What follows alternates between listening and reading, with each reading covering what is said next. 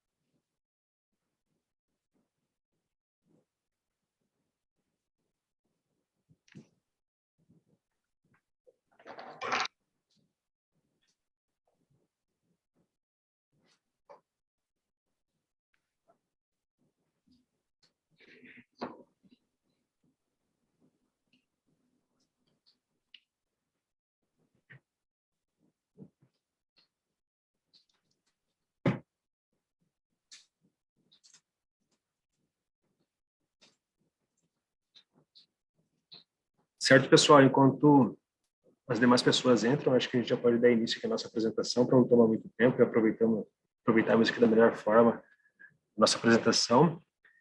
Sejam muito bem-vindos novamente aqui ao primeiro webinar que nós estamos apresentando aqui no ano de 2022, em parceria com a DHE e com a Hydroinfo. Neste webinar de hoje, nós iremos abordar um estudo de caso de um projeto realizado pela Water Services and Technologies, no qual o nosso presidente, o Nilson Giger, irá decorrer juntamente com o Thiago Souza, que é o coordenador do meio ambiente da AEGEA, e o Rodrigo Lacerda, que é o diretor executivo da AEGEA também. Então, sem mais delongas, já vou passar a palavra aqui para o Nilson Giger e dar início à apresentação. Ok, Patrick, boa tarde a todos.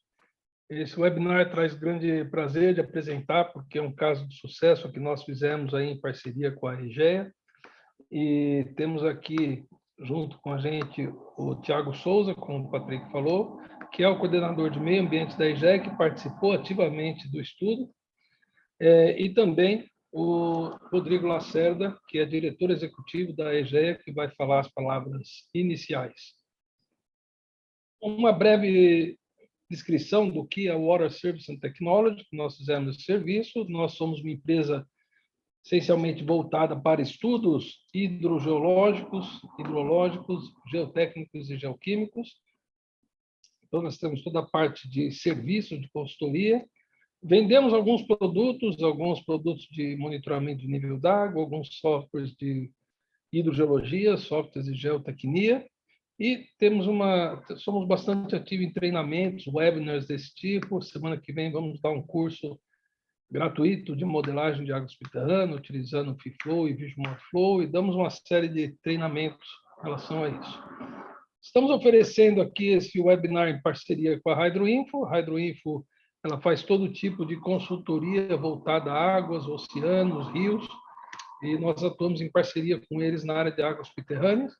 Eles são representantes exclusivos da DHI no Brasil. A DHI tem todo tipo de software envolvendo qualquer tipo de água, desde superficial, oceânica, tratamento de água, tratamento de efluentes, e também produz o FIFlow, que é o software que foi utilizado nesse estudo. Eu vou passar a palavra para o engenheiro Rodrigo Lacerda, que é o diretor executivo da AEGEA, que vai dar o contexto desse estudo e a sua importância. Rodrigo. Olá, boa tarde a todos. Vocês conseguem me ouvir bem? Sim. Sim, ok. Em primeiro lugar, agradeço aí ao Water Services, em nome do Nilson, pelo convite, pela gentileza de trazer aqui um caso que, para a gente, na Águas de Penha e para a AEGEA, foi um caso bastante relevante, bastante importante. Primeiro, pela importância que é o município de Penha, para a AEGEA. Nós hoje estamos posicionados aqui em Santa Catarina na operação de 4 municípios, em Bombinhas, Camboriú, Penha e São Francisco do Sul.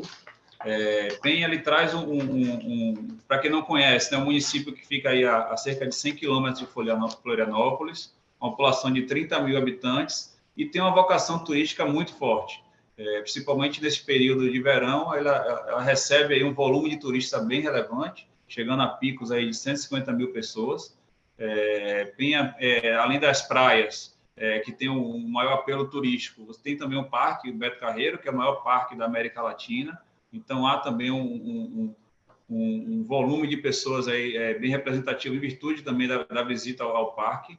E isso nos traz para a gente que opera o saneamento básico um desafio ainda maior, que são operações que são diferentes. Uma operação no período de verão, uma operação no período de inverno. Do ponto de vista de abastecimento de água, Penha, até antes deste projeto, 100% 90% aproximadamente da água que abastecia o município de Penha era proveniente do município ao lado, o município de Pissarras, então o volume importado, e a produção de água em Penha era focada mais em poços, né? Então, hoje há a operação de 11 poços e antes você tinha essas duas fontes hídricas. O nosso desafio enquanto concessionária era como é que nós conseguiríamos abastecer o município de Penha achando fontes hídricas dentro do próprio município, certo? Então, a inicial operação foi no final de 2015. E ela se deparou com esse desafio de como suprir a população a necessidade de abastecimento de água, algo tão vital e tão importante para a economia do município de Penha. Então, nesse interim, foram buscadas fontes hídricas, a gente percebeu que, do ponto de vista de perfuração de poços, essa não seria uma alternativa mais viável, tendo em vista a qualidade e a quantidade de água fornecida nessa região, principalmente aí na beira da praia. Foi aí que foi feito esse estudo, juntamente com a Water Services, de buscar essa captação de água por meio dessas cavas de areia, que antes eram atividade de mineração, e hoje existe água disponível e água de qualidade possível para tratar e entregar à população. Então, o nosso objetivo, quando concessionária, era garantir, por meio de estudo técnico qualificado, de que haveria água suficiente e com qualidade suficiente para atender o município de Penha. Então, esse estudo foi feito em 2020. O resultado a gente vai apresentar no próximo slide, mas foi um estudo bem representativo que nos trouxe aí para esse ano uma outra melhoria. Se você olhar aí em janeiro de 20, a gente passa por Penha com um problema de abastecimento de água, algumas reclamações, principalmente aí focado basicamente no verão, onde a nossa dependência do município do vizinho era muito maior. Com essa solução, principalmente um problema em janeiro, e eu mostro aí a reação, né? Foi um estudo que foi bem qualificado, bem especializado, mas com a reação relativamente rápida. E aí eu gosto de acentuar também aqui uma participação multidisciplinar, tanto o IMA, o SDE, quanto a Water Service, a EGEA, no conjunto foi feito esse estudo para que possibilitasse, ao final de dezembro, ainda no mesmo ano, essa solução que viabilizasse, foi a construção de uma estação de tratamento de água de 70 litros por segundo de capacidade, captando água dessa fonte hídrica. Então, todo o estudo aí, o Nilson vai mostrar para vocês com detalhe o que foi, mas do ponto de vista prático, no município em si, houve-se uma percepção muito representativa de melhora no abastecimento. Aí tem uma manchete, né? O fornecimento de água em Penha, na virada do ano, foi o melhor das últimas décadas. Desde esse estudo, no Réveillon de dezembro de 20 para 21, até agora, o problema de abastecimento de água de Penha, de fato, foi solucionado. Tá? Então, isso é perceptível na população. Em 2021, nós continuamos esse estudo. Então, a equipe técnica, juntamente aí com o Tiago, da área de meio ambiente, ele buscou outras fontes, seguindo esse bom exemplo, essa boa prática que foi aplicada nessa lagoa, onde foram localizadas 2 novas lagoas, que tinham atividades similares à anterior.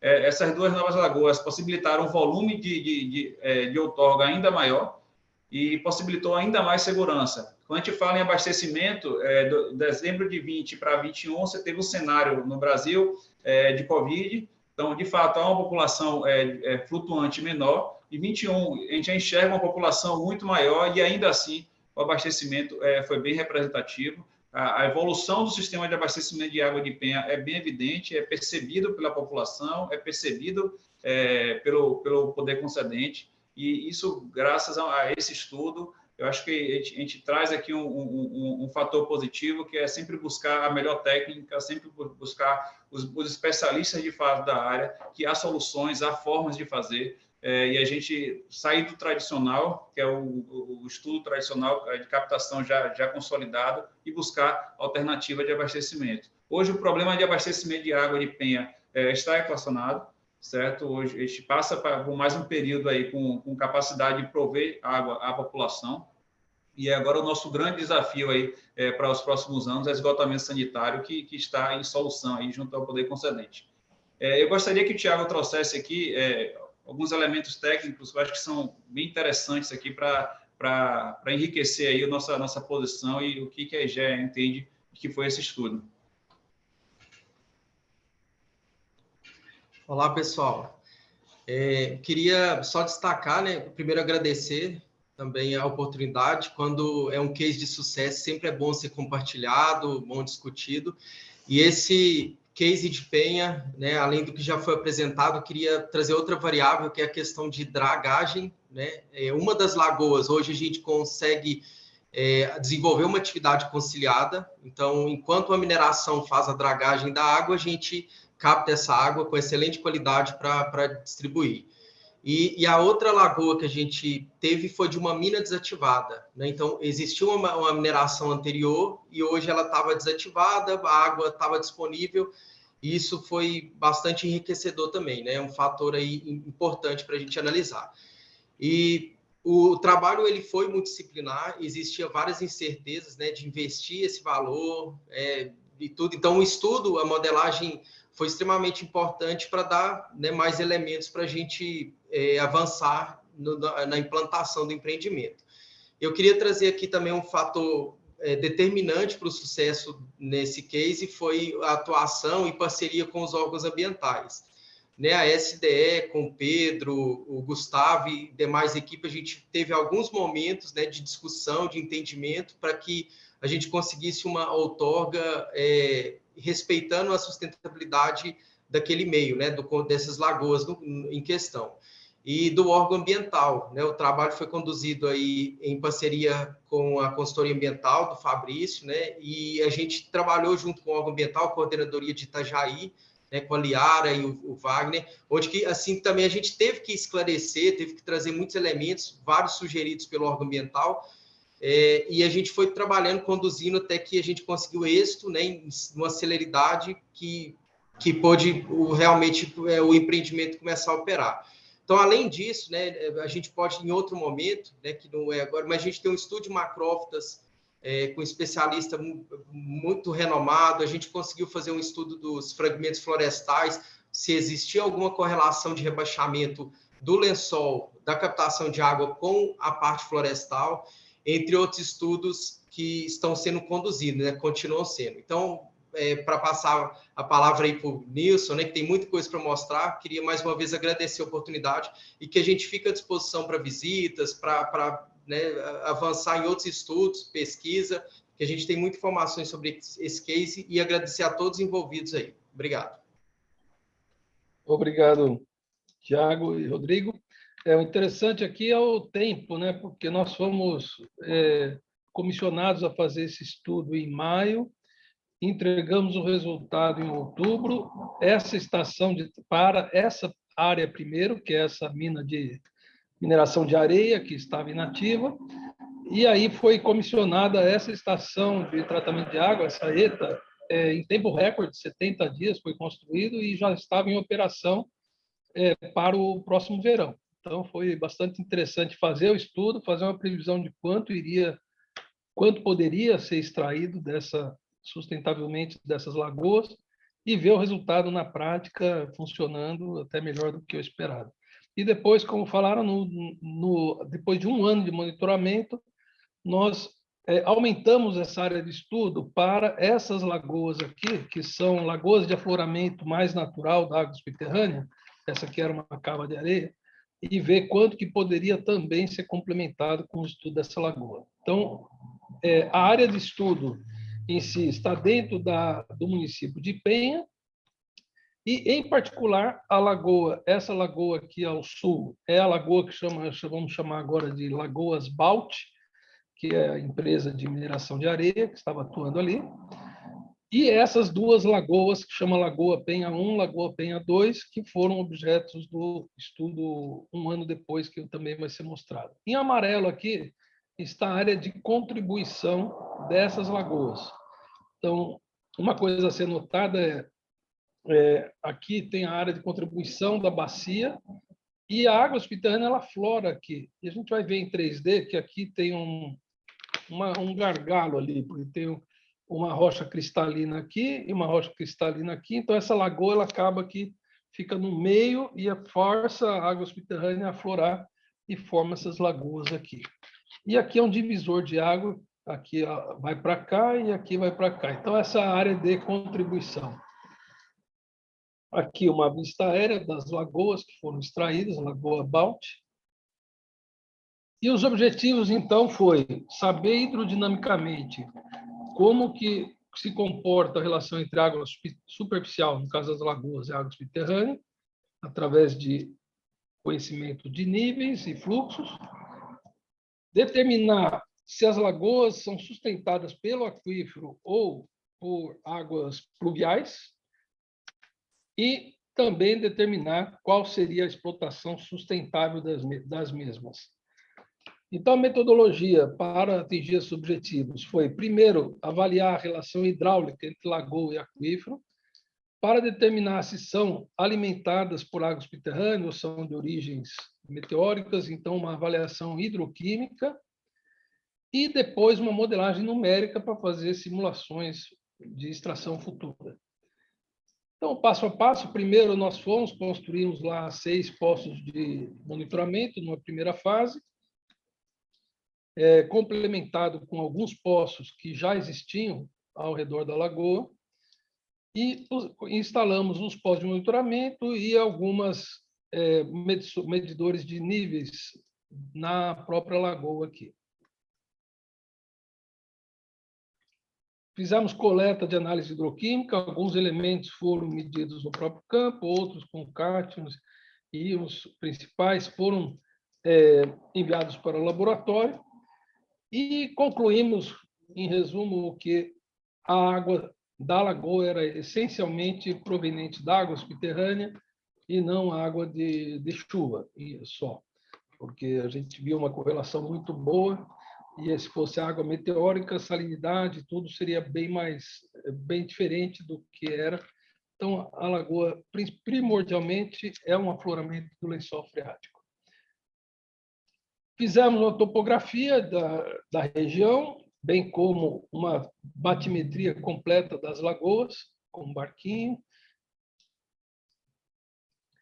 Fizemos uma determinação da condutividade hidráulica dos poços construídos e já existentes, através de execução de testes do tipo slug test, com medidores de nível automático dentro dos poços. Aqui ele está sendo programado para entrar nos poços, e aqui já a introdução, esse sisteminha diver que nós temos.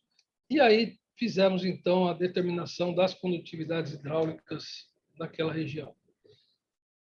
Através da topografia da Secretaria de Desenvolvimento Sustentável, SDS, nós pegamos a topografia regional, complementamos com a topografia local que fizemos, e fizemos, então, o modelo topográfico da bacia.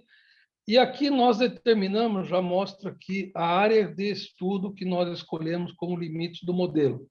Eles estão delimitados principalmente pelos divisores topográficos, nessa parte aqui, nessa parte, e aqui, topografia.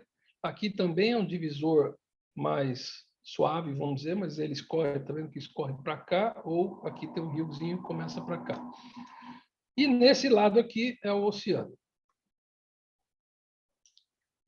A geologia, nós aproveitamos todos os furos existentes, existia um poço de bombeamento mais profundo aqui, de cerca de 50 metros, em operação, e mais os poços que perfuramos, e esses pontinhos amarelos aqui são sondagens geotécnicas que existiam na hora de fazer uma tubulação aqui, fizeram essa série de sondagens geológicas. Com isso, nós conseguimos fazer algumas seções também para tirar, então, uma ideia da topografia, aterro, areia fina, silt e um embasamento cristalino. Bom, tudo isso combinado, então, gerou um modelo geológico tridimensional, onde foi conceptualizado uma parte, e também isso complementado por mapas geológicos superficiais. Então, depósitos eólicos, um pouquinho de depósitos praiais, depósitos alúvio-coluvionares, um manto de intemperismo e aqui um gneiss-ção e uma partezinha que a gente considerou de gneiss fraturado. Essa foi a geologia, o modelo conceitual da geologia. Do balanço hídrico, o que a gente fez? Nós pegamos fórmulas que têm de regionalização de vazões, como aqui é um ponto de saída bem delimitado na área, então a gente conhece a área de contribuição, o ponto de saída, e aí pegamos essa fórmula de regionalização de vazões para estimar as vazões aqui, vazões máximas, mínimas e médias. E aí, estimando a vazão, a gente tem uma ideia do escoamento superficial, temos medidas de precipitação, que a gente tirou de um satélite, e medidas de evapotranspiração do morro de esgoto satélite. E aí, com isso, conseguimos determinar a precipitação, evapotranspiração, escoamento superficial, e o resultante, então, é a recarga no aquífero, que varia ao longo dos meses. Então, utilizamos essa estimativa de recarga ao longo dos meses. Colocamos isso num modelo matemático de elementos finitos, que se chama FIFLOW. E com isso nós fizemos esse FIFLOW, ele permite que a gente considere materiais heterogêneos através de discretizar ele em pequenos elementos. Esses elementos variam na área de menor interesse até 75 metros de tamanho e na área próxima da lagoa até 2 metros de tamanho, o tamanho do elemento. Com isso, a gente consegue isso aí em 2D. Em 3D, fizemos 6 camadas, 3 camadas aqui na parte mais profunda e 3 camadas aqui na parte mais superficial. Como o modelo não é infinito e não cobre o globo todo, nas fronteiras nós precisamos dizer qual a condição de contorno. Nos divisores topográficos, pela própria topografia, a gente assumiu que o divisor topográfico ele é coincidente com o divisor de água subterrânea. Portanto, é um fluxo zero, não passa fluxo. Ou a água vai para cá ou vai para cá. Então, não precisa falar nada. Na fronteira do mar, a gente pôs a carga conhecida igual ao nível do mar. Na fronteira, onde o divisor de água ele é mais suave, se eu começasse a bombear muito, eu poderia chamar a água dessa lagoa para essa. Então, se eu coloco impermeável, eu já forço de antemão que não vai passar fluxo aqui. Eu não sei se isso vai acontecer. Então, a gente põe um tipo de condição de contorno, que chama terceiro tipo, que permite, caso o bombeamento da lagoa fosse tão longe, a ponto de afetar esse divisor de água, eu mostraria uma reversão do fluxo nessa fronteira aqui, onde os depósitos eólicos continuam aqui. Mas tem um divisor topográfico. Nas drenagens, nós colocamos uma condição de contorno chama seepage, de fluxo livre, percolação, fluxo percolação, e também nas lagoas em si. O modelo requer propriedades. As propriedades, então, nós estimamos, baseado, pelo menos, nos depósitos eólicos, nos testes que nós fizemos, e depósito aluvio-coluvionar ou de literatura, ou algum teste que tinha em regiões similares.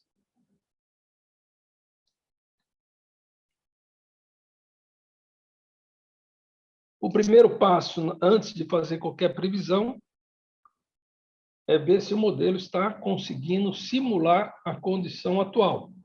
No caso, em 2020, o atual era que não estava sendo bombeado nada dessas lagoas. Então, em todos esses pontos de observação, nós tínhamos medidas do nível de água. E aí a gente compara a elevação do nível d'água observado no campo e a observação do nível d'água simulado pelo modelo, e geralmente colocamos aqui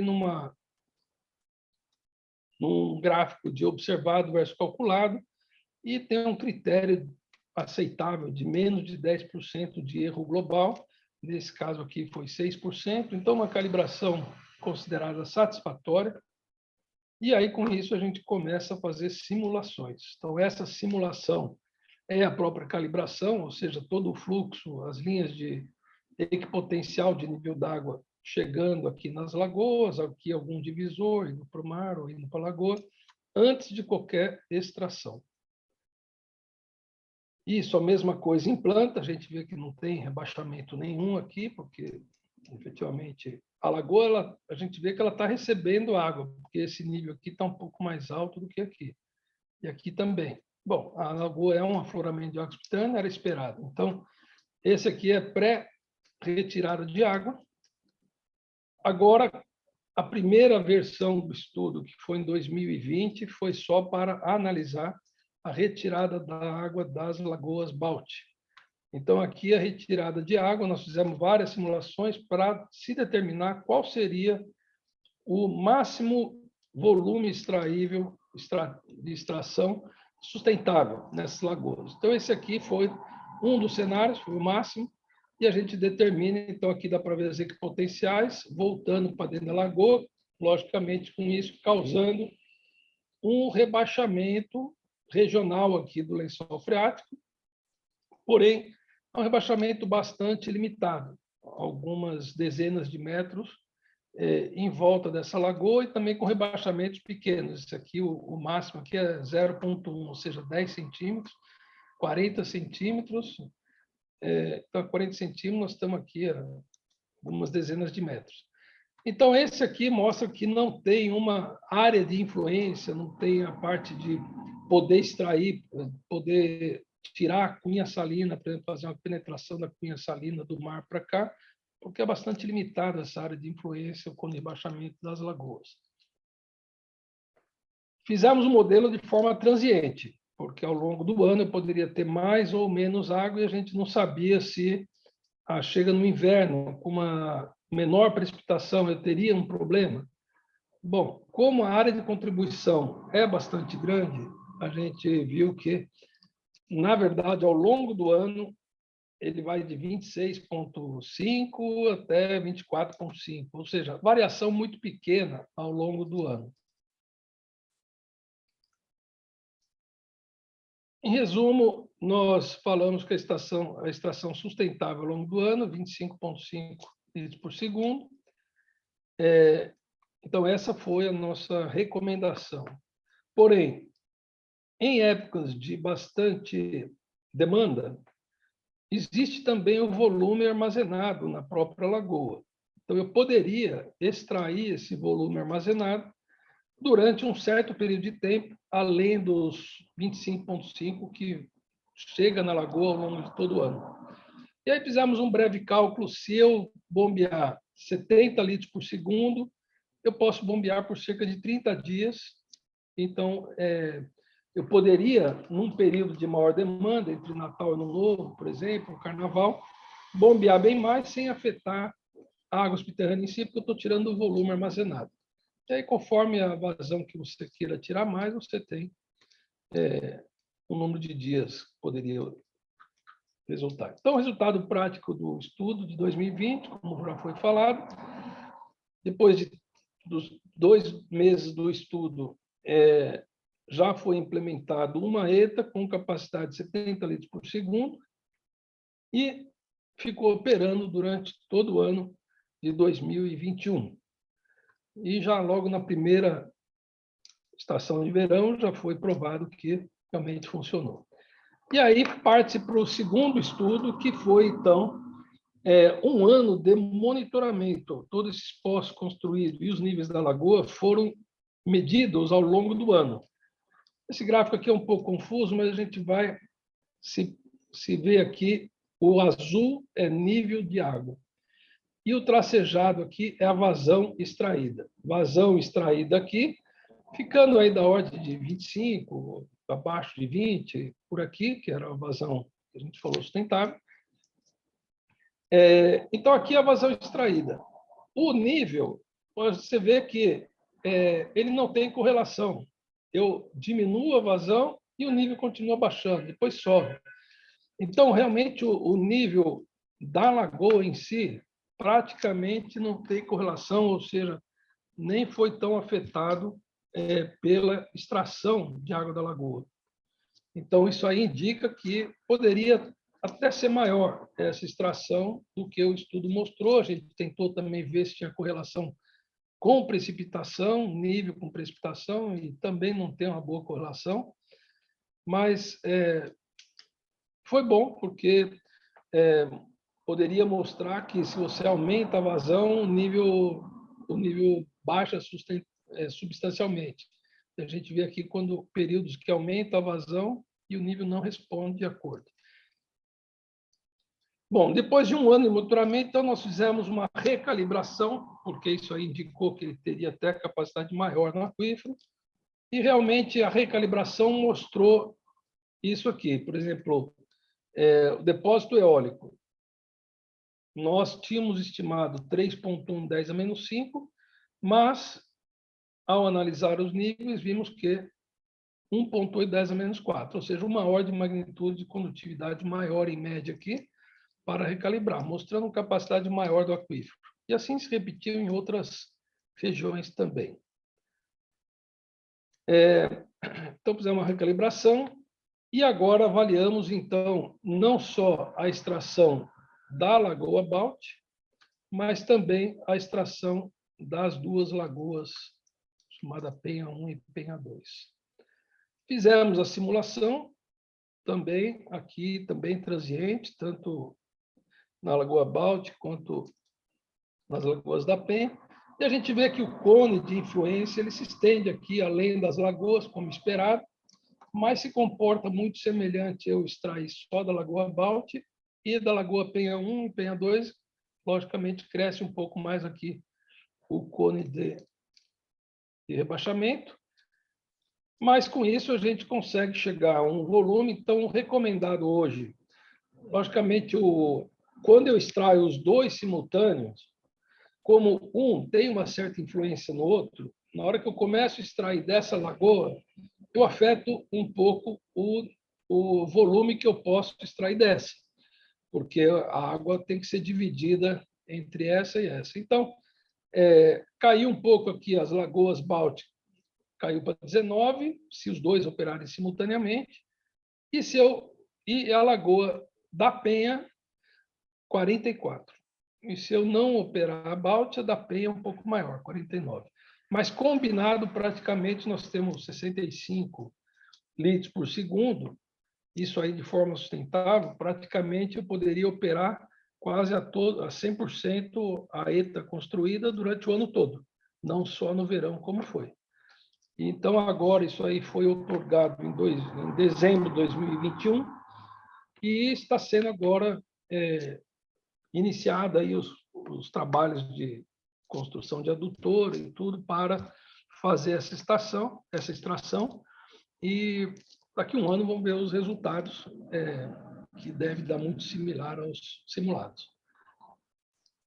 Então, como eu falei, é um caso de bastante sucesso, onde a modelagem ajudou muito e a gente foi possível fazer o modelo e poucas semanas ou meses depois já verificar na prática a implicação em relação ao volume extraído e construção da estação e tudo. Então, agora eu fico aberto aí a perguntas, questionamentos. Também temos aqui o Rodrigo e o Thiago para ajudar qualquer questionamento que vocês tenham.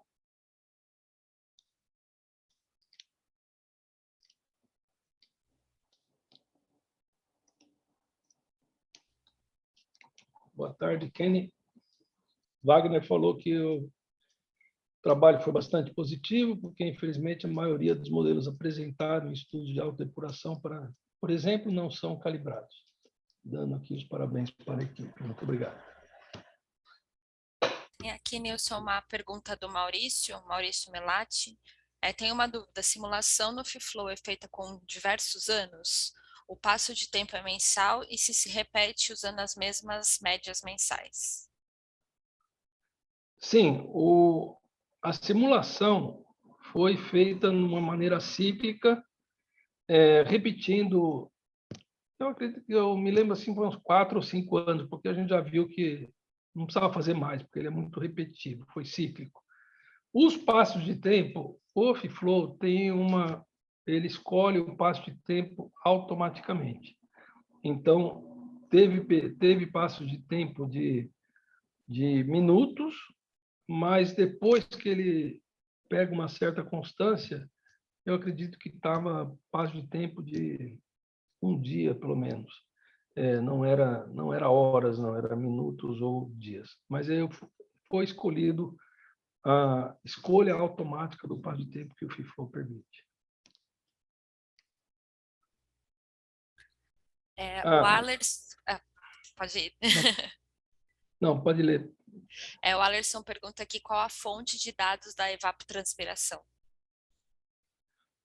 Para evapotranspiração, nós utilizamos o satélite MODIS, que dá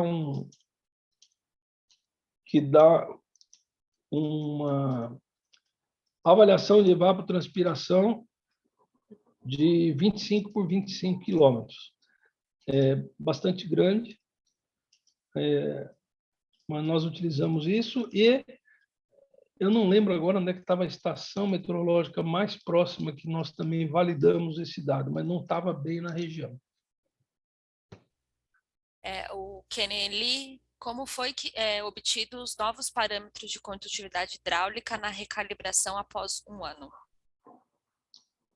Na verdade, nós não voltamos no campo. A gente sabe que o slug test tem uma incerteza pela construção dos poços e é só um guia para a gente poder estimar um valor inicial para a calibração. Uma vez feita a calibração inicial, o que a gente fez? Colocamos o modelo para calibrar de novo. No caso, até poderia ter feito à mão, mas utilizamos o PEST de calibração automática.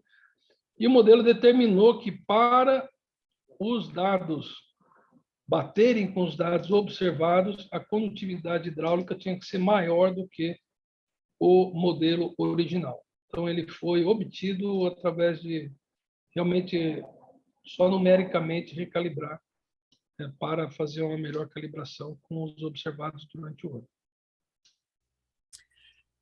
Carla Rodrigues, qual o critério usado para assumir a condição de contorno igual a zero, coincidente com a topografia? E sendo um aquífero fraturado, poderia haver discrepância nessa premissa?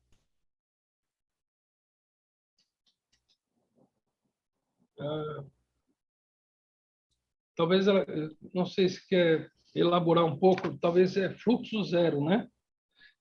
Porque nível zero foi só o nível do mar. O fluxo zero é porque a topografia lá ela é muito acentuada. A gente viu que tem um pequeno manto de temperismo, mas o gneiss praticamente está aflorando ali. Então, não tinha por que... eu entendo que numa região plana, gneiss fraturado, você poderia ficar em dúvida. Mas ali a gente tinha um desnível aí de 200 metros, uma topografia bastante inclinada ali. Então, a gente já adotou que o divisor de água superficial coincidia com a água subterrânea. Ela confirmou isso mesmo, fluxo zero, tá, Nilson? O Alexander Maciel, o que é o mínimo necessário para se ter uma rede de monitoramento para uma modelagem inicial? Bom, aí é uma pergunta de $1 milhão, porque se você está simulando um posto de gasolina, a norma da CETESB fala pelo menos 4, porque 3 indica um plano, mas dificilmente a água vai estar bem num plano retinho. Então, 4 você já vê se tem alguma curva. Numa área grande dessa, não sei se tem uma resposta assim. Eu já vi alguns trabalhos para desenvolver uma rede nacional de monitoramento, quantos postos deve ter por quilômetro quadrado, mas são guias bastante genéricos. Então, não sei se tem uma... Eu acho que, bom, eu não tenho uma resposta objetiva. 6 pós suficiente? 5? Não sei. Ali, no caso, a gente optou, como já tinha 4, a gente optou por fazer 6 novos em volta das lagoas, porque o objetivo ali era determinar a diferença de nível entre a água subterrânea e a lagoa, para mostrar para ver se tinha um fluxo da água subterrânea para a lagoa ou vice-versa, e monitorar ao longo do ano para ver se esse fluxo invertia ou não. Então, fazer uma análise ali para a gente foi o suficiente, mas não tem uma resposta genérica assim, não. A Carla Rodrigues, sobre os dados pluviométricos, seria interessante instalar um pluviômetro para cada recalibração deste parâmetro do modelo ao longo dos próximos anos? Bom, na verdade, eu acredito que não tanto, não fiz essa análise, mas o que a gente viu é que a sensitividade do modelo para a precipitação, desde que não fuja muito da média, mas não é tão grande.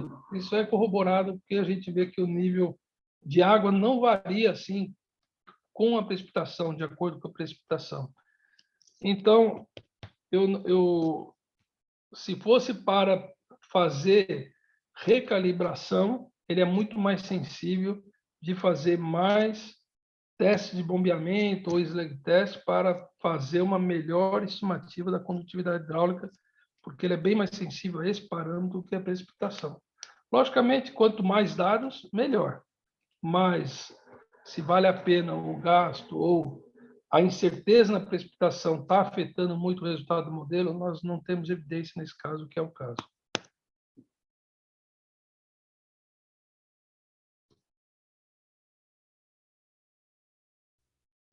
Aí a Tamires de Almeida, quais foram os critérios de escolha de 6 camadas numéricas na malha de elementos finitos no FIFLOW? Olha, só foi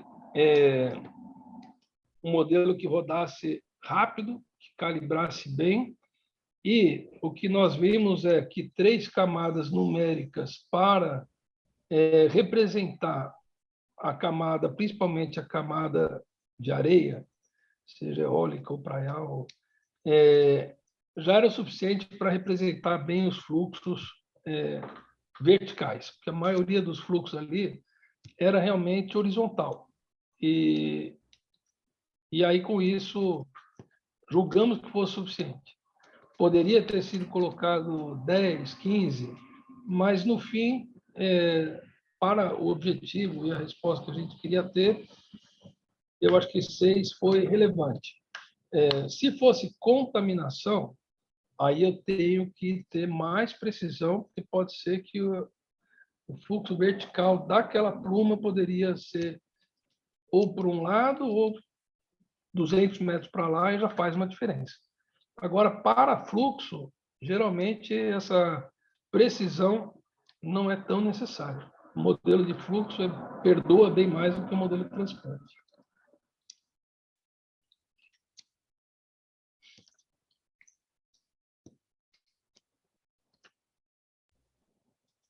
Acho que é isso. A Carla complementou, que era agradecendo, que era essa dúvida dela mesma, qual era a sensitividade desse parâmetro no modelo. Só mais dúvidas?